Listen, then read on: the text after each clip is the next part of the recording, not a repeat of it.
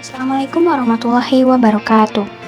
Halo semuanya, terima kasih telah bergabung dalam video presentasi ini.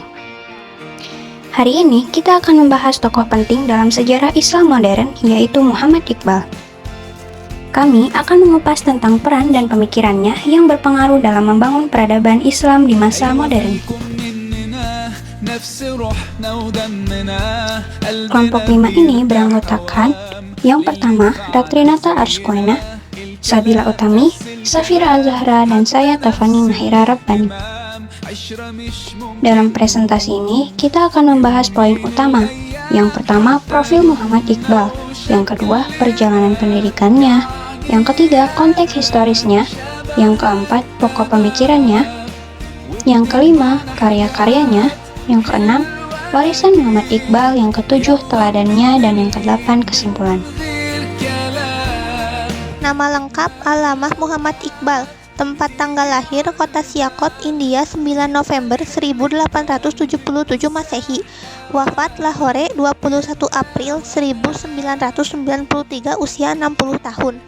Berasal dari keluarga kelas menengah sederhana, nenek moyangnya berasal dari lembah Kashmir. Selanjutnya ada pendidikan Muhammad Iqbal. Dimulai dari pendidikan awal. Muhammad Iqbal memulai pendidikannya pada ayahnya yang bernama Nur Muhammad, seorang yang dikenal sebagai ulama. Beliau dikenal juga sebagai Allamah Iqbal, sebagai seorang penyair dan politisi. Selanjutnya ada pendidikan universitas. Nah, setelah menamatkan pendidikan sekolah dasar pada tahun 1895, kemudian melanjutkan pelajarannya di Government College, Lahore. Ia mendapatkan binaan oleh Maulana Mir Hasan, memperoleh gelar Master of Art atau MA tahun 1899 dan gelar Bachelor of Art atau BA pada tahun 1897 Masehi. Melanjutkan pendidikannya di Cambridge University London dan Universitas Munich, Jerman. Nah, yang terakhir ada pendidikan karir Muhammad Iqbal. Puncak karirnya, Iqbal terpilih menjadi Presiden Liga Muslim pada tahun 1930. Liga Muslim ini menjadi kunci utama dalam pendirian negara Pakistan sebagai sebuah negara Islam yang terpisah dari negara India. Iqbal dikenal menjadi pahlawan nasional di Pakistan. Namanya diabadikan menjadi nama Bandar Udara Internasional Muhammad Iqbal Lahore, Pakistan. Selanjutnya, historis. Pada masa Muhammad Iqbal, dunia Islam mengalami penjajahan oleh kolonial Barat yang membuat mereka kehilangan kendali atas nasib mereka sendiri.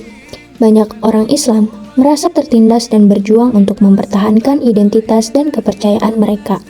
Namun, ada juga semangat perubahan dan perjuangan untuk kembali ke nilai-nilai Islam yang murni dan menciptakan masa depan yang lebih baik. Banyak pemikir dan pemimpin seperti Muhammad Iqbal yang berusaha memberikan harapan dan inspirasi bagi umat Islam untuk bangkit dan membangun kembali peradaban mereka. Selanjutnya, pokok-pokok pemikiran Muhammad Iqbal. Yang pertama, peradaban yang anggun.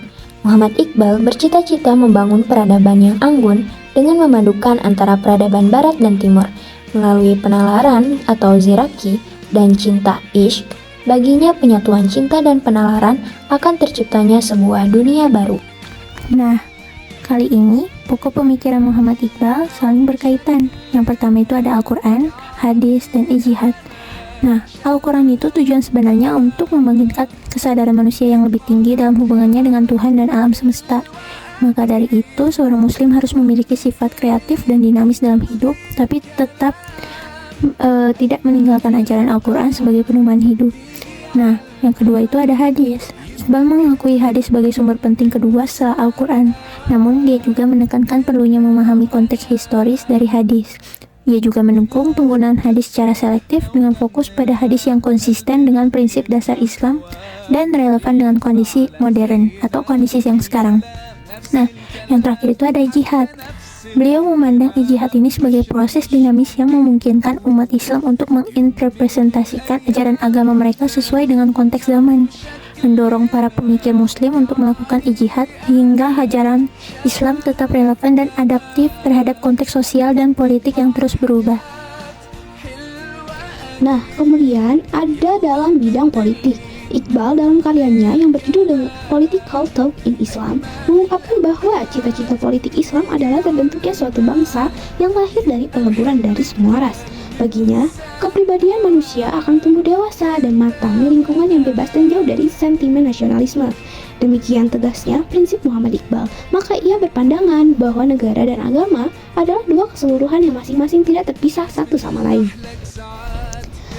Nah, selanjutnya ada pada bidang pendidikan. Konsep pendidikan Islam Muhammad Iqbal lebih meneman pada masalah keserasian jasmani dan rohani, individu dan masyarakat, intelek dan intuisi pendidikan, watak dan kreativitas, yang semua itu adalah merupakan perwujudan dari potensi manusia sebagai makhluk sempurna. Dan dengan dasar ini, maka manusia menjadi asas dan tujuan dari pendidikan itu sendiri. Selanjutnya, ada karya-karya Muhammad Iqbal. Yang pertama, berjudul The Development of Metaphysics in Persia tahun 1908. Nah, ini membahas tentang sebuah studi yang membahas tentang konsep diri, kosmos, Tuhan, dan berbagai orientasi dirinya. Yang kedua, ada Asra-i Qudi tahun 1916. Ini membahas tentang individu atau rahasia diri. Nah, yang ketiga ada The Reconstruction of Religious Thought in Islam tahun 1934. Ini membahas tentang serangkaian refleksi mendalam mengenai konflik abadi antara sains, agama, filsafat yang berpuncak pada visi baru tentang kesatuan pengetahuan manusia, jiwa manusia, dan Tuhan. Yang keempat, ada Musafir tahun 1936 yang berisikan tentang puisi filosofis menggunakan bahasa Persia. Nah, yang terakhir ada Zarbi Kalim tahun 1937 yang membahas tentang pemikiran politik dan sosial dan gambaran pandangan spiritualitas tentang bagaimana umat manusia mencapai kesejahteraan melalui perubahan moral dan spiritual. Di bagian warisan Muhammad Iqbal meninggalkan warisan berupa pemikiran-pemikiran yang menginspirasi banyak generasi muslim di seluruh dunia. Dia dikenang sebagai syair Masyriq atau penyair dari timur, mufakir Pakistan, pemikir Pakistan, dan hakim ul-umat atau bijaksana umat. Hal yang bisa kita teladani dari sosok Muhammad Iqbal adalah yang pertama, sebagai generasi penerus, kita harus memiliki semangat yang tinggi untuk membuat perubahan. Selalu bersifat optimis dan kreatif, mampu untuk mengambil segi positif dari suatu kebudayaan lain, dan mengabaikan segi negatifnya untuk kemajuan dan pengembangan diri. Kemudian, menjadi umat Islam yang mengikuti perkembangan zaman, namun tidak mengikuti budaya atau adat yang bertentangan dengan agama Islam. Jadi, kesimpulannya, Muhammad Iqbal adalah seorang filsuf, penyair, dan politisi asal India yang dikenal sebagai salah satu tokoh utama dalam gerakan kebangkitan peradaban Islam pada masa modern.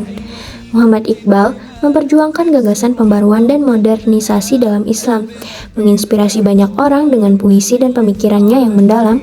Selain itu, ia juga berperan penting dalam memperjuangkan pembentukan negara Pakistan sebagai tempat bagi umat muslim. Warisan intelektualnya terus mempengaruhi generasi muda hingga hari ini. Demikianlah pembahasan kita tentang Muhammad Iqbal dan perannya dalam peradaban Islam pada masa modern.